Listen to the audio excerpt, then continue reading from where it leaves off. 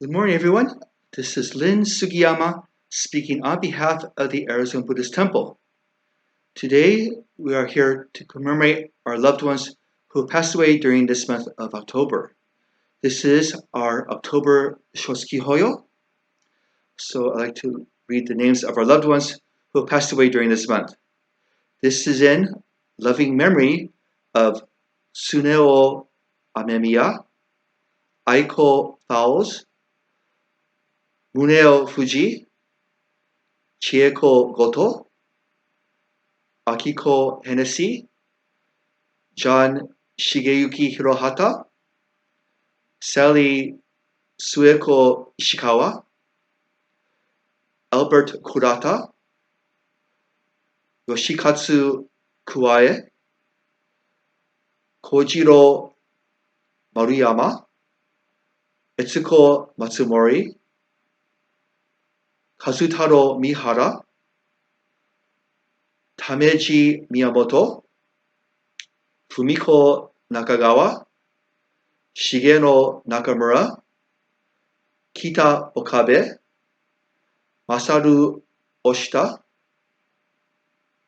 Mary Pelletier, Sumiko Sakato, Yoshinobu Roy Sato, Hajime Sugiyama, Kikue Sugiyama, Donald Kiyoshi Tsujishi, Akira Floyd Takiguchi, Harold Haruo Tono, Ben Hyoe Yabuno, Floyd Yamamoto, Yasuko Yamamoto, Fumio Francis Yamaoka, Shizuko Yamashita Baker, and Richard Tadao Yoshimi. This is the list that we have. If there's any loved one who has been left off for this month, we apologize, but please let the temple know. Please call us at 602-278-0036. Let's put our hands together in Gasho for the Shotsuki Hoyo. Namo Amida Butsu, Namo Amida Butsu, Namo Amida Butsu, Namandaps. Next, let's listen to a Dharma talk from Reverend Greg Gibbs from the Pasadena Buddhist Temple. I want to thank you for listening. Please have a good day. Namo Amida Butsu. Okay. Good morning. Thank you for observing this service, participating in this service. This is the Shotsuki Hoyo service for the month of October of 2021 for the Arizona Buddhist Temple.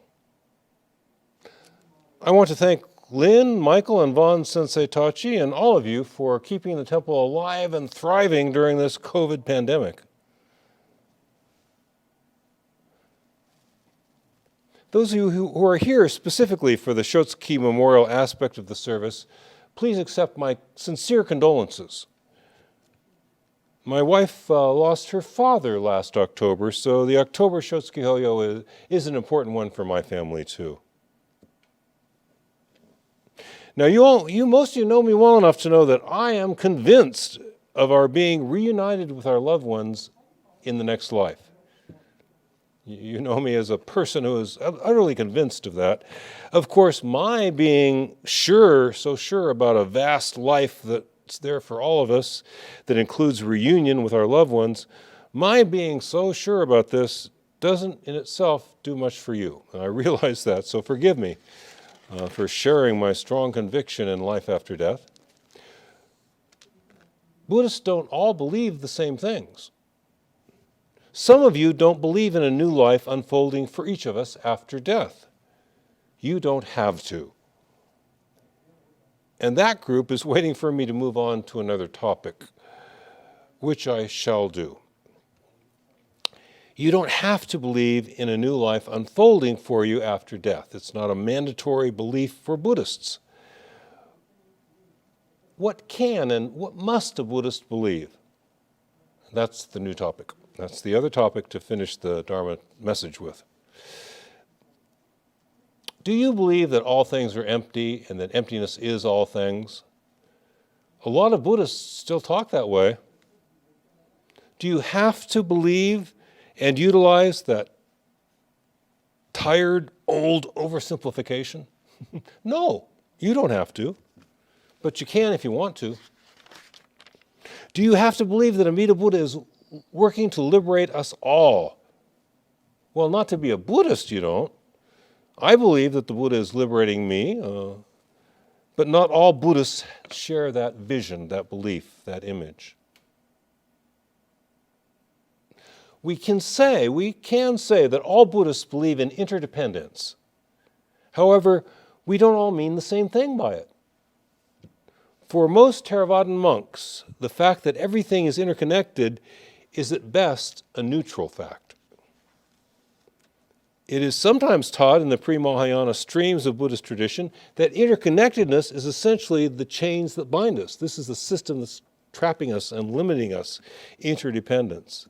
That's the old view, very old view amongst the very old views of the pre-Mahayana.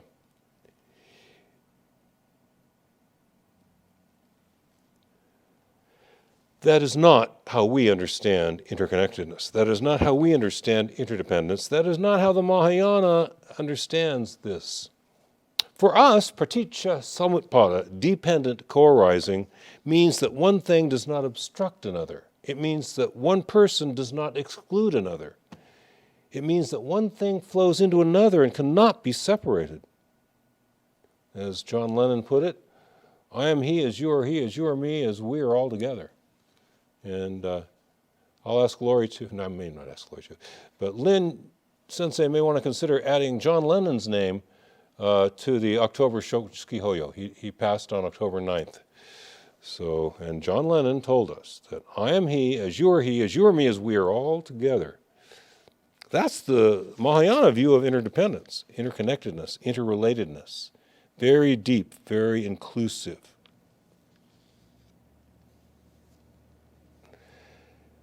For us in the mature schools of the Mahayana, interconnectedness is wonderful good news. Other Buddhists interpret dependent co-arising very differently. So then, what could you believe that would really make you not a Buddhist? There's nothing you have to believe. The one thing we all believe, interdependence, means a lot of different things to different people. Impermanence could be understood in a lot of different ways. It's not a fixed view. It's not one fixed view.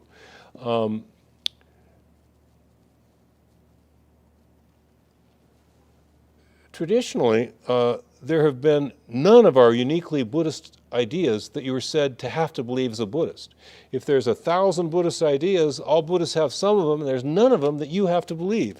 But there is one thing you may not believe and be a Buddhist. And it's not a Buddhist thing. That's what's kind of interesting. There is a more general idea, not a specifically Buddhist idea, that you must accept, or else it is said that you are of an outside way. You're really not Buddhist if you don't accept this teaching. And that teaching is karmic law.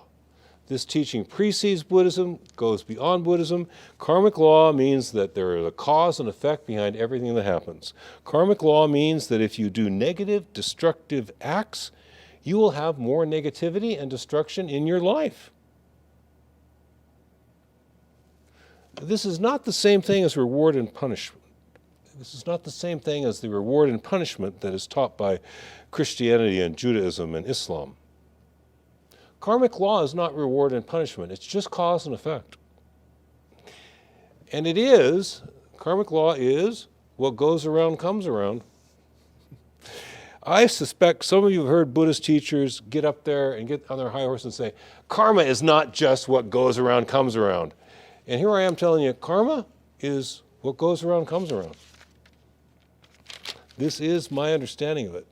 I'm telling you that karma law precisely is what goes around comes around. Karmic law is very important. It means that wholesome behavior leads to pleasure and joy. It means that your life is going to be filled with pleasure and joy if you live in wholesome, productive, positive ways. Unwholesome behavior leads to pain and sadness for yourself and those connected to you. But we do not live in a world that rewards good people and punishes bad people. We're not sure who's good and bad. Some things are just destructive. You have to find out what they are and not do them. Some things are really positive. If you know what they are, you want to do them. Everything that occurs is a result of active causes bringing forth their effects under specific conditions, under established conditions, causes and conditions. Life makes sense. What comes around goes around. What goes around comes around. Life makes sense. Everything happens, and everything that happens is the result of the conditions within which we act and the causes that we set in motion. And sometimes this looks like reward and punishment, but it's really not. It's just learning. It's just knowledge and wisdom. My father smoked tobacco in his youth, and he quit in his early 50s. He quit cold turkey. He was one of those guys. He did do the thing that so many do, that he had a jar of candy sitting next to his chair, and he would do this. I understand that because I wore a beard for, I don't know if you're going to have the problem, Alan, but I wore a beard for like 20 years. After you cut it off, you're still doing this. You know, you had the facial hair, which calls for something, and you're doing that for another 10 years. I think I finally stopped it. I think I don't do this as much as I used to. But, you know, it's the same thing. It's part of the conditioning. My dad would smoke the tobacco. Okay, I'm not going to smoke that. Then it's the candy, you know. And he was one of those guys that, you know, he was 51 or whatever, and the doctor says, smoking's not good for you. And so he stopped. Just stopped. Now,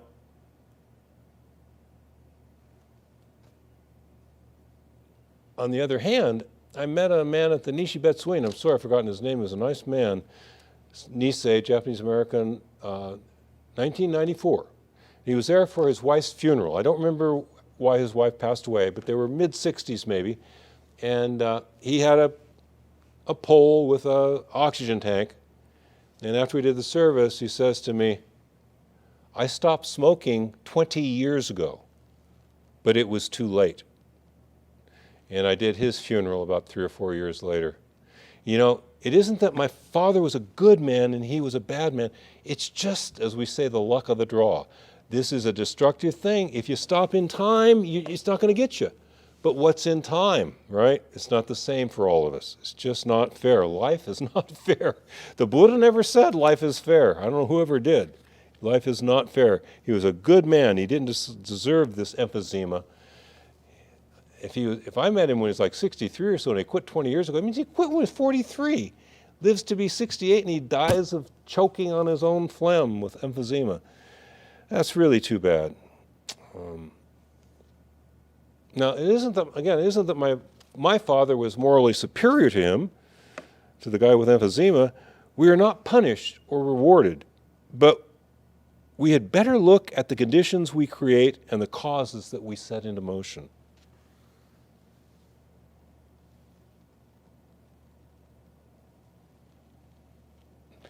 Good, kindly people mostly put positive causes and conditions that come back around. Positivity. However, since no one is doling out rewards and punishments, life is not really fair, you know, and it's too bad. There's all these dangers we live amongst, and sometimes you make a little mistake and it ruins your life. Another man I met at the Nishi Betsuin about the same time, about 25, 26 years ago, he was a young diagnostician, in his early 30s. He was confined to a wheelchair, and he'd never had alcohol. He's like 28 years old, never had alcohol in his life, you know. He finishes his medical degree, and the guys take him out drinking. But he's never been drunk. He doesn't know how to handle himself. He ends up, for some reason, walking off a diving board into an empty swimming pool. Ended up quadriplegic. I don't know how they do this, but they often when people are hit by quadriplegia, the neurologists find a way to get that one finger going, you know. So he had an electric wheelchair, and he could move around pretty well with just that one finger he could move. And he was a brilliant diagnostician, but he was studying to be a surgeon. And, you know, nobody punished him like that for that one night he went out drinking in his life. It's just causes and conditions. You got to read them correct. You got to avoid negativity. You got to put positive stuff out there. We can't make life fair since it simply operates on cause and effect within a set of established conditions. We can't make life fair, but we can make life better for ourselves and those around us by putting positive karma out there, by acting well, by doing well as best as we can tell, by putting positive activities into this system that we live amongst. The more positivity that goes around, the more positivity will come around. Now this, of course, is common sense. It's also scientific thinking. But again, it's common sense. Karma is not a teaching specific to Buddhism. That's the thing that's kind of funny. The only thing you could do that would make you not a Buddhist is to not believe something that isn't specifically Buddhist, which is that causes have their effects, that negative actions are going to hurt you. Don't take LSD and walk off the roof like Art Linkletter's daughter, Don't go out with some guys you can't trust who insist you have to drink alcohol when you've never been drunk before. You don't know how to handle yourself.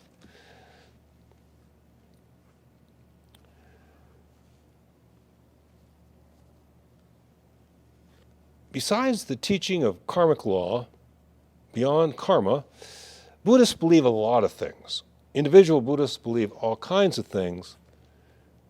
Some of us, most of us believe in life after death. Many Buddhists don't believe in life after death. It is not crucial as Buddhists that we all share the same beliefs. We don't all need to think the same way. It is important that our feelings are parallel in some ways. That our feelings are to some extent parallel.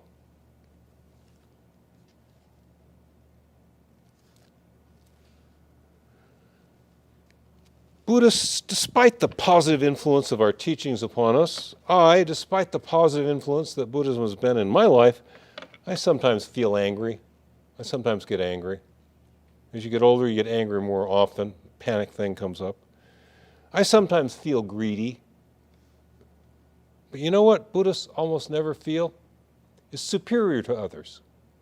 Think about all the Buddhists that you know. How many of them walk around like that? Yeah, I'm better than you are. We really don't feel that. We know better. There's one life. I am of exactly the same quality as you are. You are the same quality as I am. There ain't no difference. People, animals, we're all living this life together. We just have to try to do a little better than we have been doing if we can. If we can. But again, the one thing Buddhists almost never feel is that sense of superiority. We see life too clearly to think that highly of ourselves. We're okay, I'm okay. I'm just like you. I'm okay. We're okay. I don't think anyone's going to build a statue of me in the parking lot after I pass. It's nothing quite like that.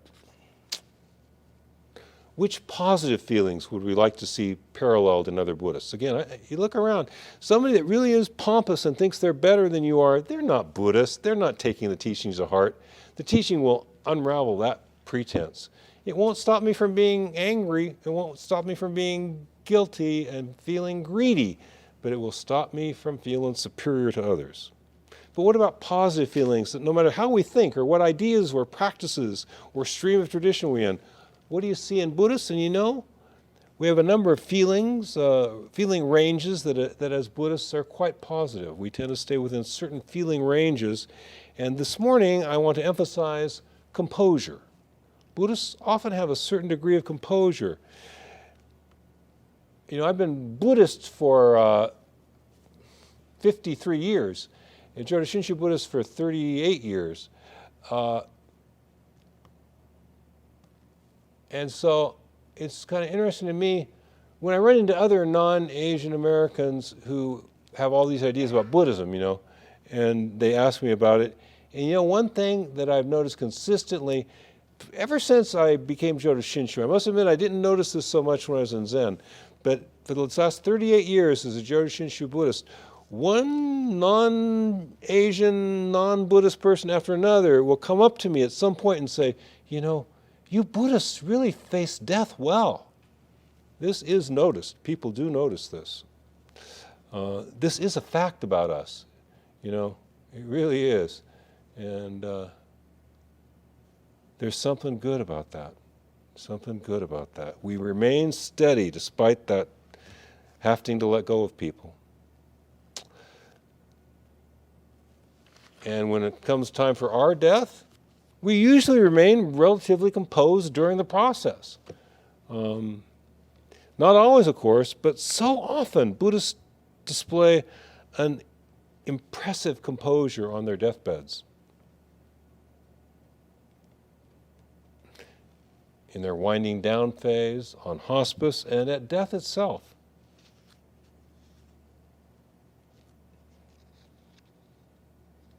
We Buddhists have various teachings and practices that can lead to a deep composure.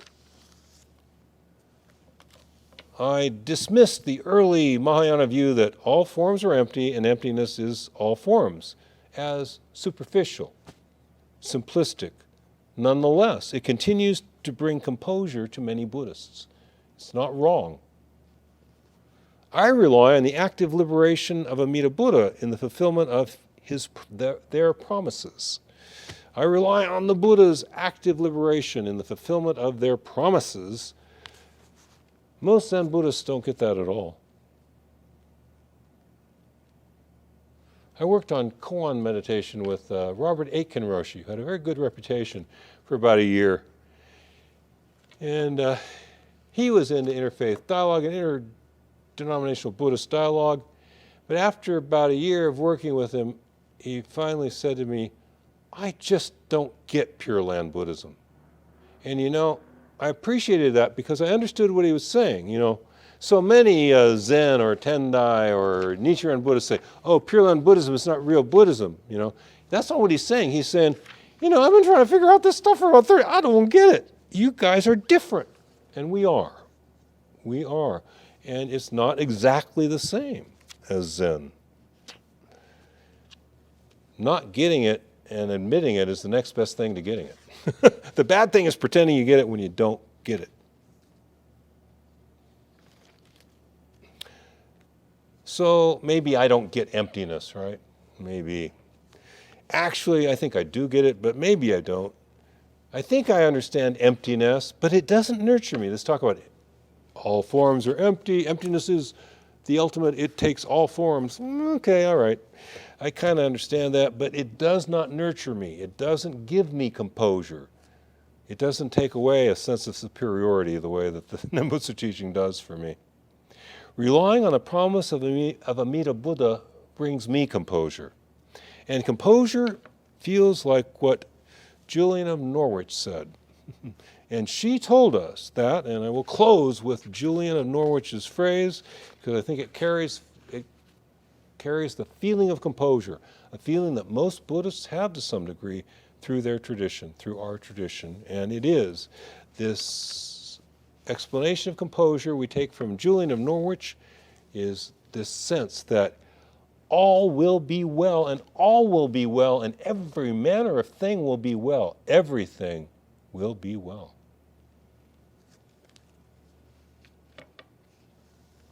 We can have that composure, saying the Nembutsu. Others may study emptiness. Others may say Namo Myoho Renge Kyo. We say Namo Amirabutsu. What really matters is that our hearts and minds open to something that brings us this sense of composure, this sense that indeed all will be well, and all will be well, and every manner of thing will be well. I will close the talk on that point.